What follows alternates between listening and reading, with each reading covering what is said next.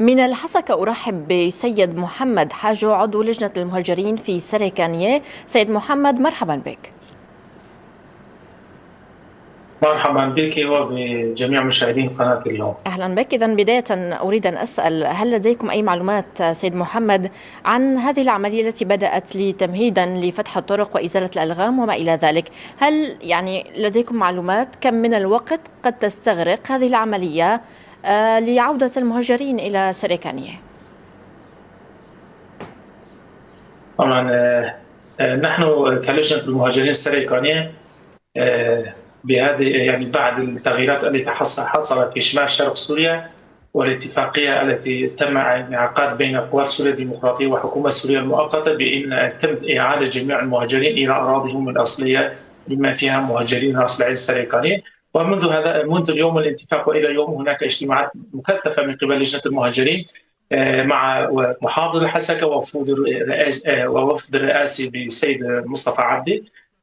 كان هناك لابد بان يتم القيام بازاله الالغام على الطرق الرئيسيه المؤديه من مدينه التمر الى سريكانيه منذ اسبوع ولكن بسبب الاجراءات الامنيه اليوم عقد اجتماع قبل يومين بخصوص هذه ملف بان يتم الفرق الهندسيه من المنظمات الماليه والوفد ومن قوات الامن الداخلي تابعه للمحافظه الحسكه ووفد من الحكومه السوريه ان يجتمعوا في مدينه التمر ويقوموا بإزالة الألغام على الطرق الرئيسية والقرى المؤدية إلى سريكاني. واليوم تم بدء بهذه العملية.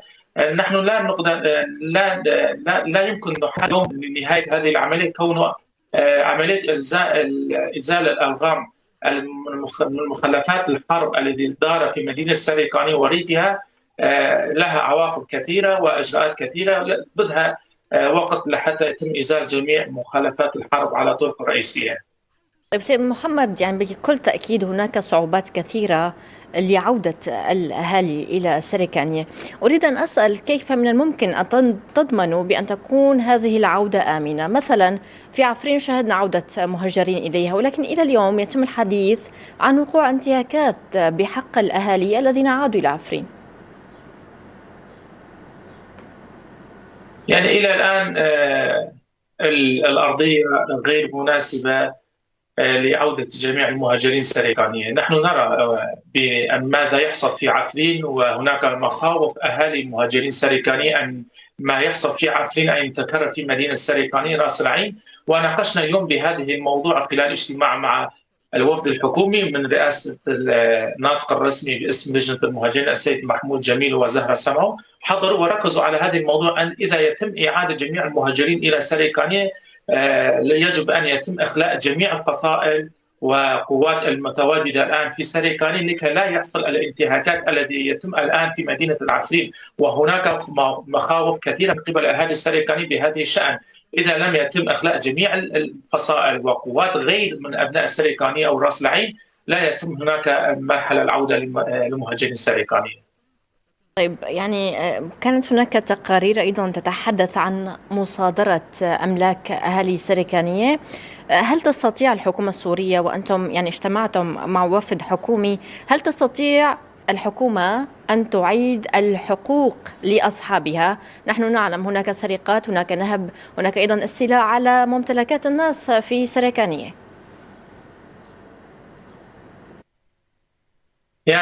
صراحة الحكومة السورية هذه ليس أول مرة عقدنا اجتماع مع وفد الحكومة. عقدناها في منتصف شهر آذار ونيسان وأيار، ونحن الآن في شهر حزيران عقدنا كثير من الاجتماعات. وكان وعود من قبل الحكومة السورية أن يتم إخلاء جميع المنازل المهاجرين السريكاني في مدينة السريكانية.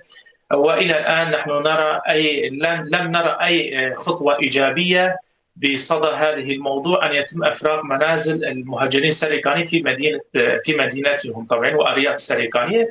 هناك بعض الفصائل أو بعض العوائل لا يستمعون إلى الحكومة السورية المؤقتة. هناك أوامر تدخل خارجي بهذا الموضوع وعرقلة العودة مهاجرين السريكانية بهذه الملف. تدخل خارجي من المهاجرين السريكانية. هل تقصد تدخل الخارجي تركيا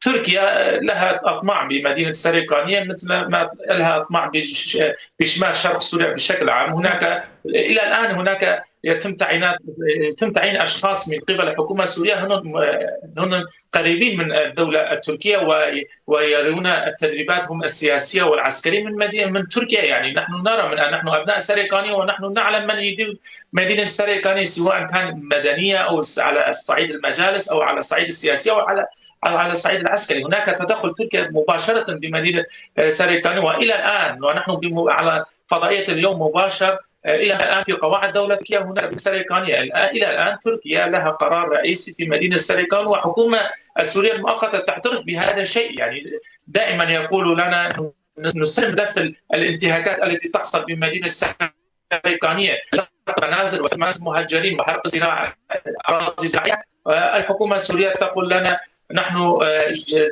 يعني جديد دخلنا بمدينة سريقانية، ليس سيطرة كاملة على مدينة سريقانية، هناك فصائل وهناك عوائل إلى الآن لا يستمعون إلى الحكومة السورية.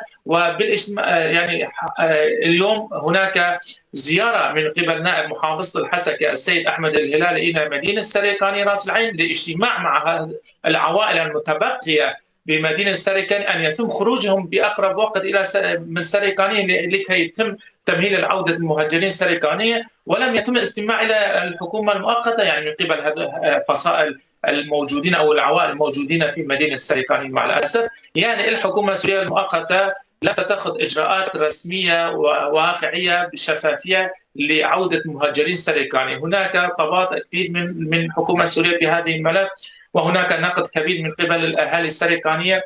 ونحن الآن بفترة الصيف وهناك حرارة كثيرة في مناطقنا، وأكثر من 35 ألف مهاجر يعيشون في تحت المخيمات. سننتظر الجهات أو عوائل أو فصائل الآن موجودة في راس العين السريقانية لخروجهم من السريقانية. يعني ننتظر هل يا ترى الحكومة السورية لم تقدر أن تخرج من ما تبقى من الفصائل أو العوائل من السريقانية. هذه حجج. نحن نرى أن الحكومة السورية المؤقتة كمان تستغل هذه الورقة السياسية ضد الإدارة الذاتية والشأن السياسي. يعني أشكرك جزيل الشكر على كل ما تفضلت به. كنت معي من الحسكة سيد محمد حاجو عضو لجنة المهاجرين في سريقانية. شكرا جزيلا.